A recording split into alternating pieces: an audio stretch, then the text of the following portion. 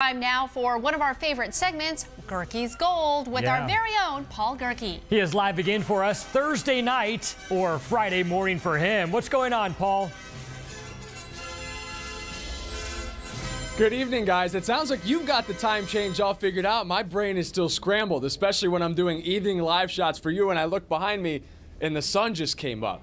The spectators filing into the Gyeongdong Media Park, or the Olympic Park rather, for the first time this morning. They were all over the place yesterday, just chomping at the bit to get their first taste of some real competition when things got underway. You remember there is competition before the opening ceremonies. And this place is only going to get more and more busy over the next few days as the Olympics roll along. But before it does, I wanted to take the opportunity to give you guys a look around, because it's not just the Olympic Park here. There are attractions and sculptures and food and stores. So take it away, previous version of myself.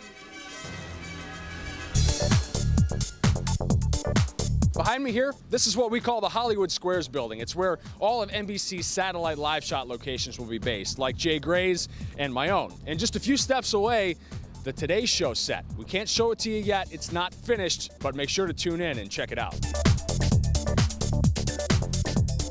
Just 20 yards away, the Gyeongdong Hockey Center, which opens its doors on Valentine's Day with men's preliminary action. It's also the venue for the women's semifinals and gold medal game. If you're looking for speed skating, look no further than the Gyeongdong Oval, where one of the first medals of the games will be awarded right here Saturday night. Right around the corner, the Gyeongdong Ice Arena, home of figure skating and short track speed skating. This is going to be one of the busiest venues in the Olympic Park. The action here actually gets started before the opening ceremonies. And last but not least, the final stop on our coastal cluster tour, the Gyeongdong Curling Center, which is home to, you guessed it, lots and lots of curling. There's also the Kwandong Hockey Center, which is a bit removed from the 4 other venues in this area. It will host men's and women's events.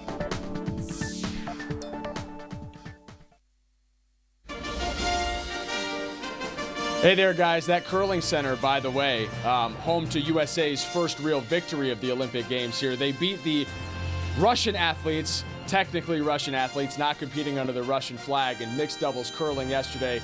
Pretty good stuff.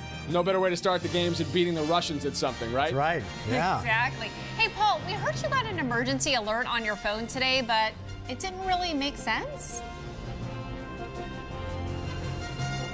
Yeah, it was a little alarming. Our phones all started buzzing yesterday with some Korean text about an emergency alert, and there aren't many of us who speak or read any Korean at all, so it was a little scary, but nothing to be too worried about. I guess it was a fire somewhere near the Gyeongdong Olympic Park here. No big deal, nothing to worry about at all. I wanted to share one last piece of Gerke's Gold with you guys before I go. Pin trading is so huge at the Olympic Games. I learned this when I covered my first games in 2016 in Rio.